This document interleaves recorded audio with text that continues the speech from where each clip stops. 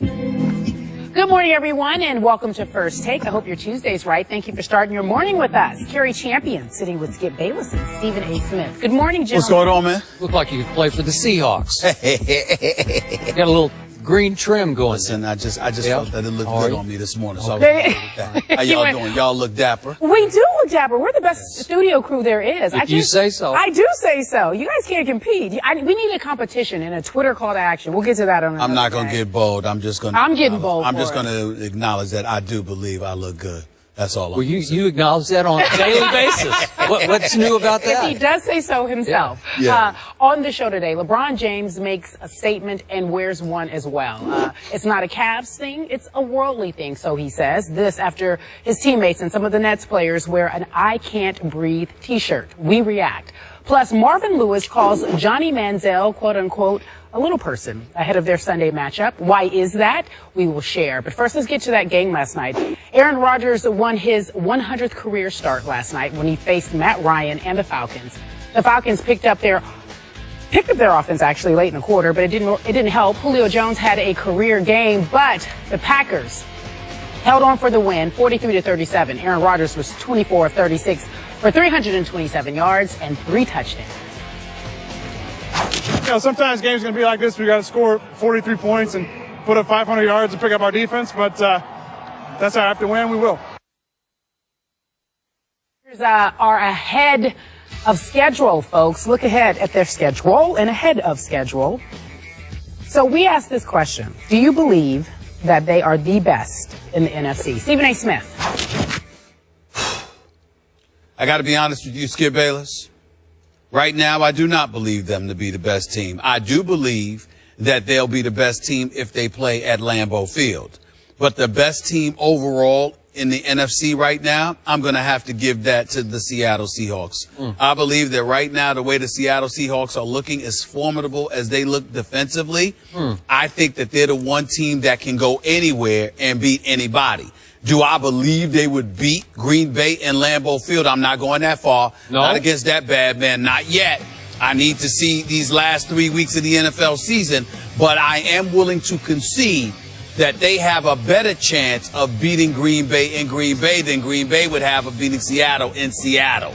Okay. And by virtue of that, I am willing to acknowledge that right now I wouldn't say that Seattle looks like I wouldn't say that Green Bay looks like the best team in the NFC. But I do believe that if they have home field advantage, that they should be the favorites. But it would be contingent on that. Whereas with Seattle, you're not even thinking about Seattle or the road. You're just thinking about them overall. And you're saying the way that defense is playing, the speed that they have on defense, the intimidation factor that I believe has elevated over the last few weeks, particularly once Cam Chancellor took those 2 weeks off and came back and he's healthier. Earl Thomas is back. He's doing his thing. Bobby Wagner's there. They're doing their thing. That defensive line with Avril and Bennett and those boys are doing their things. And Russell Wilson is finding a way to make plays.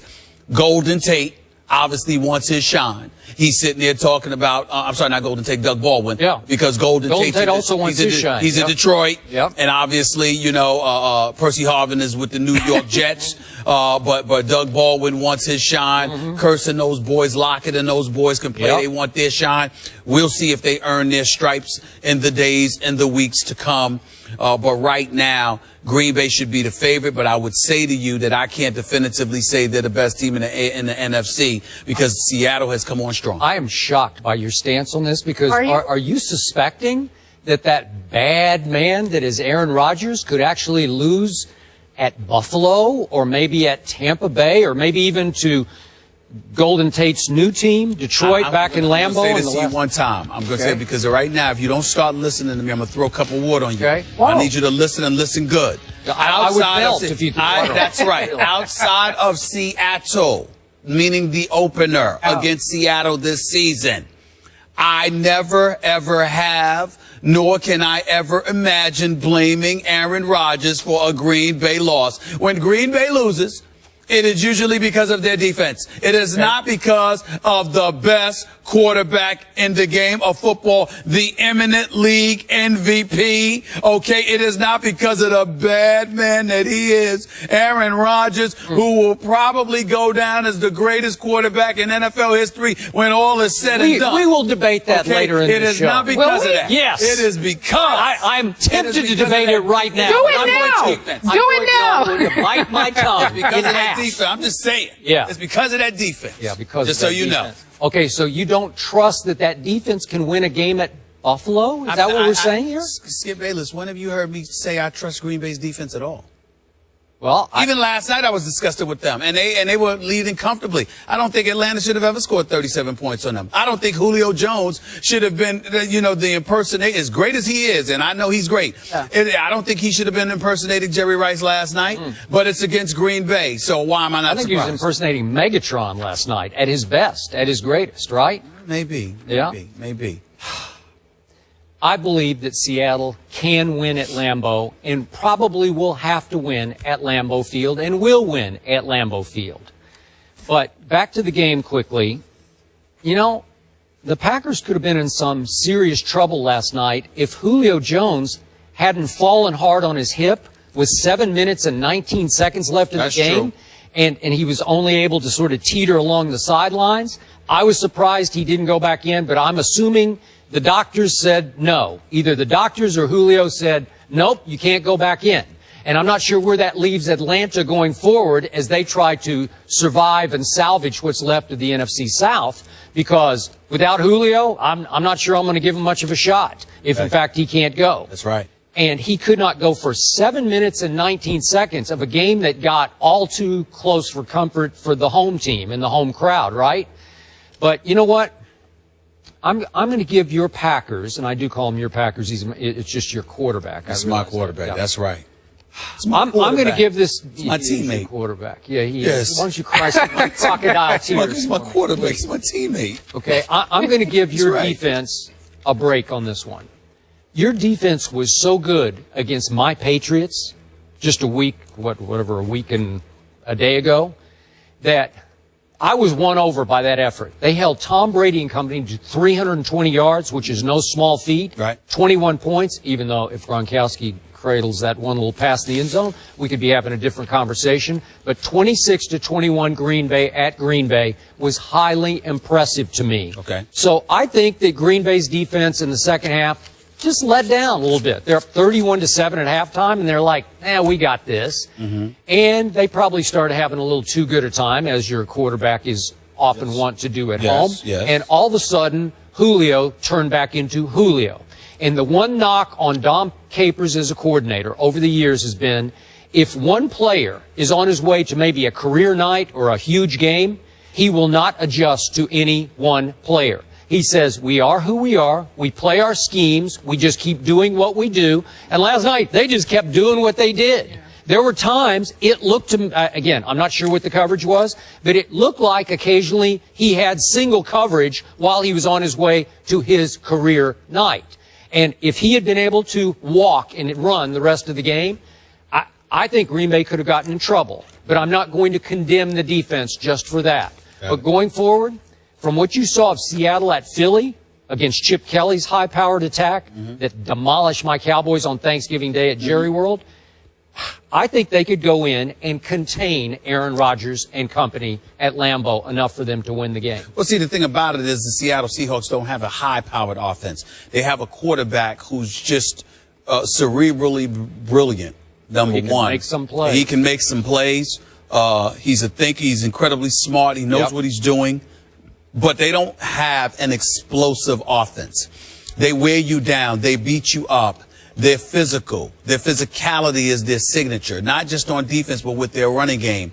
One of the things that, the Richard Shermans of the world and others pointed out to me, with the Michael Bennett's of the world, the Cam Chancellors of the world took the liberty of pointing out, particularly this past week, and said, listen, man, of course Percy Harvin was big time as a talent. Of course Golden Tate can play. There's no question about it. But although they're missed in certain respects, Doug Baldwin can play, Kearse can play, Lockett can play, but more importantly than that, Skip, their signature is to dominate on defense and be physical on offense, meaning go to beast mode and wearing you down. That's who they are. They have two other pretty good running backs. That's right. But they're saying that they acclimate better to that kind of system, to that kind of philosophy. It's their identity. And so it gets me to thinking about teams. You know, when you know your identity, there's something that to be said for that on a very, very positive level. And I can't sit there and diminish that reality. If that's who they are and that's how they work, fine. But what they're saying is they just try to beat you up. They wear you down. Let me use, you know how I like to use my boxing analogies from time to time. Remember Tommy Hitman Hearns? You know that. This boy could put you to sleep with one punch. Ask Roberto Duran and Pepino Cuevas and a few others. A lot of boxing fans out there don't know that name, Pepino Cuevas, but I'm talking about because his head turned 180 degrees when he got knocked out by Tommy Hitman Hearns. Sugar Ray would have a different view. Sugar Ray would have a different view. Yeah. But Hearns would take you out that way. Marvin Hagler beat you up. Marvin Hagler wore you down. The marvelous one. He methodically came about the business of wearing you down, wearing you down, wearing you down. You knew there was a difference, but it made the punishment more severe. That's Seattle's mentality. And so for me, I like that. I respect that about them. Whether that would work at Lambeau Field, I'm not so sure. I know it would work in Seattle, and that's where I think about it. Okay, I'm on record. I'm saying if, hypothetically, it comes down to Seattle at Green Bay, I got Seattle in that game. Who do you have? Right now, I would say Green Bay if it's at Lambeau Field. Yeah. I would say Seattle if it's in Seattle. No, it's not in Milwaukee. All right, so it's at Lambeau Field. Right. For me, I would lean towards Green Bay, but I reserve the right to change my mind. What I'm willing to say for the record is this. I believe if Green Bay made the Super Bowl, New England would beat them. Okay. I believe if Seattle made the Super Bowl, Seattle would beat New England. Wait, you're saying Seattle at Lambeau? Yes. Oh, okay. I've said it about 5 times. Wait, let me make it 6 times. Yeah. Seattle will win if it comes to Lambeau Field. Seattle will win at Lambeau. I'm willing to say this. I'm willing to say this definitively. I don't believe there's an AFC team that can beat Seattle, but I do believe they can beat Green Bay. Okay. On what you're saying, the best in the NFC, Aaron Rodgers said they really have this home field advantage thing down, and that if it came down to it, they'd beat anyone on their home field. We move on and ask you more about one Aaron Rodgers. This will be a debate later on in the show. Aaron Rodgers